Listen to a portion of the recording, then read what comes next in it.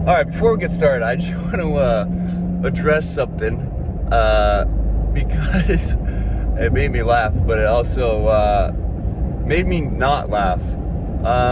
So I forget, on one of the videos, right, someone said they had a joke, and they said I look like Roger Federer, which is cool. I think Roger Federer is a pretty handsome guy, like tennis champion, all-time great.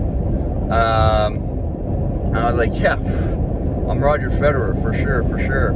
And then recently someone commented, don't you mean Quentin or something like that? I'm gonna assume that's Quentin Tarantino, because it's not Quentin Richardson or Carlos Quentin. Those were the other two possibilities I could even think of. I'm not gonna lie to you, it is not the first time I've been told I look like Quentin Tarantino,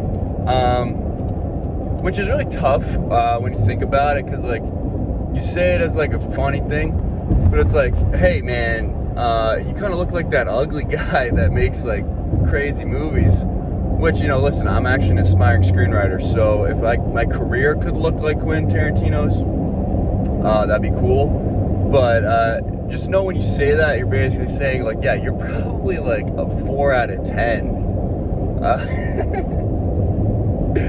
If that. And also, like, really creepy. I mean, he's not like that. He's kind of creepy looking. I think he's just creepy man, too.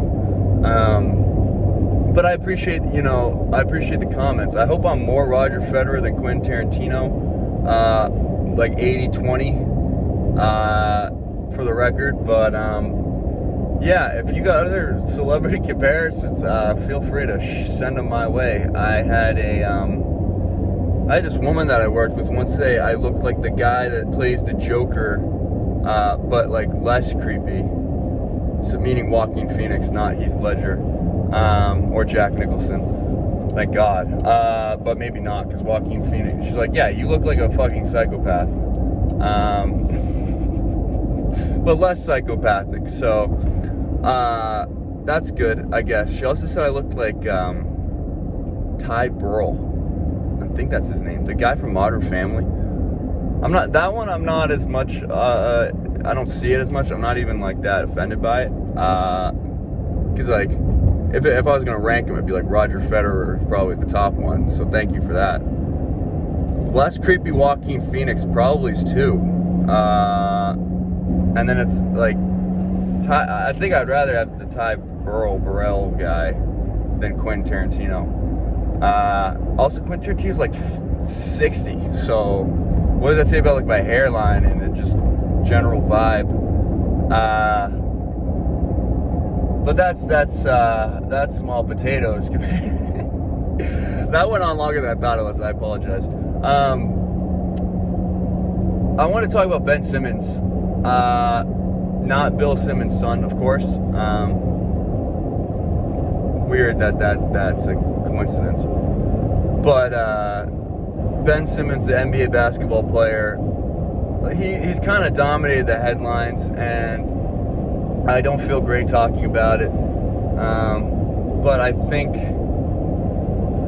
it has to be talked about again, because I came to this conclusion basically that like the Sixers, because like Ben Simmons hasn't handled this great, the Sixers haven't, but if we're like assigning blame and kind of like following the breadcrumbs to like whose fault this is,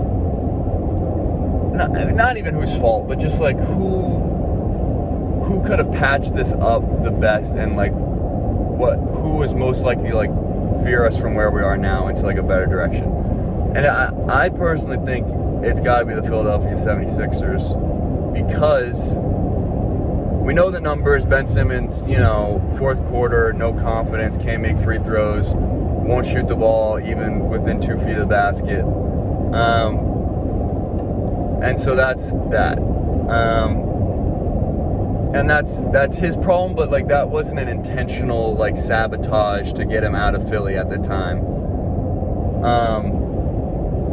But then the Sixers, like Embiid kind of has like a thing where it's like, yeah, what are you gonna do? Like, we could have won the game had that not happened, and like, a a roundabout kind of way saying that. And Daryl Morey, you know, shopped him for Harden, thought it was going to be a done deal. It wasn't. So, you know, from that point on, you know, Ben Simmons knows he's on the trading block.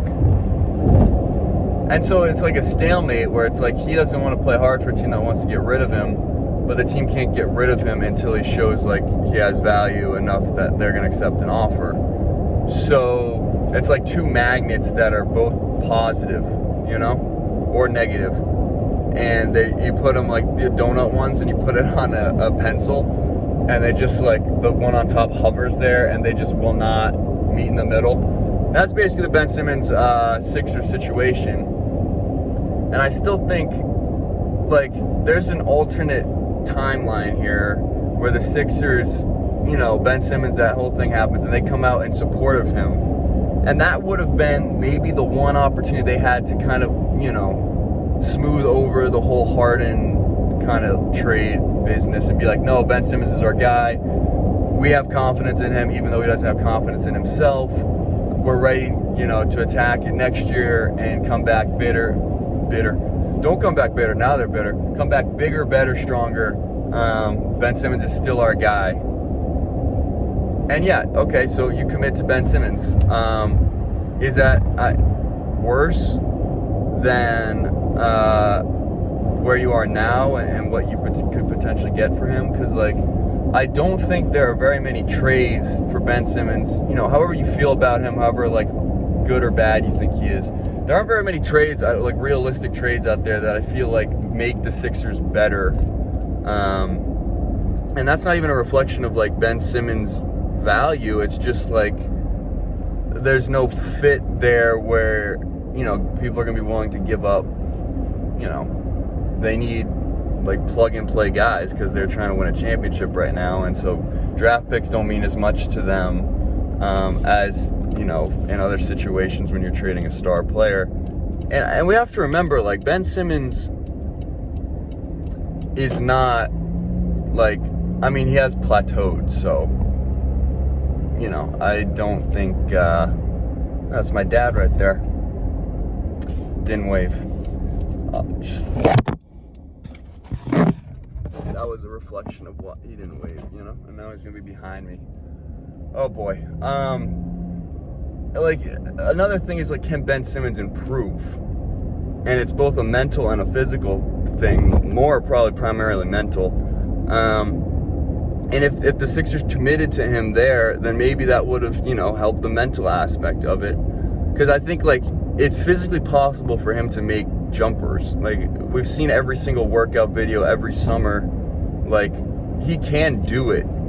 It's just a matter of, you know, applying it to an actual game and playoffs and important moments. And so it's there. And he brings so much to the table defensively, in transition, that you can't say he doesn't have value. It's just now he's probably overvalued by his contract, and he's got 4 years left. So, you know, which would increase his value if you think he's a long-term solution. It's just, you know, when you have someone that's one-dimensional, it's hard to, you know, cover that up, and not a lot of teams are equipped to cover that up. Certainly the Sixers are doing their best, but, like, it's still a weird fit, and he's not someone that you can kind of just plug into any lineup and it works. Like, he has a very specific set of skills, and so he can't just, you know, kind of adapt to the guys around him. He has to be able to play his game, and you have to build a team around him. And the Sixers with Embiid just, like, haven't built a team around Ben Simmons that, like, makes sense. So I feel like I was kind of just, like, summarizing everything. But my thing is, like, the Sixers blew it. Like, they blew it. Like, the cat's out of the bag. They can't get it back. And so they kind of screwed themselves. And I don't think Ben Simmons, like, I don't think anyone, they might think he, you know, they might think he doesn't deserve to, you know, he doesn't deserve to be treated like Harden, like an all-star guy, which, fair enough, but he's justified in thinking like this. He shouldn't want to go back to the Sixers. Like, if you're Ben Simmons, you don't want to go back to Philly. Like, why would you? Because they wanted to trade you and everyone hates you there. So that makes sense. And as Philly's the one that kind of did that to him. And so I feel like, I don't know how this is going to end, but he's going to have to get moved and they're going to have to suck it up because it was like the mess they made in reaction to him. So that's Ben Simmons, you know? And so it's going to get ugly. I don't know. Daryl Morey might just dig his feet in and just not, they're just going to have to play without Ben Simmons. And I feel like at some point, just trade him because Ben Simmons is better than nothing. And so whoever you get for Ben Simmons is better than nothing. Okay? So if you're Daryl Morey, make a trade. For the love of God, get Ben Simmons out of there. And don't worry about getting like a huge return. It's just about trying to get better. Even a little bit is enough. So make it happen. And as for you guys, thanks for listening. Feel free to hit me with your hopefully complimentary celebrity comparisons. And take it easy, take care of yourselves, and I'll see you next time.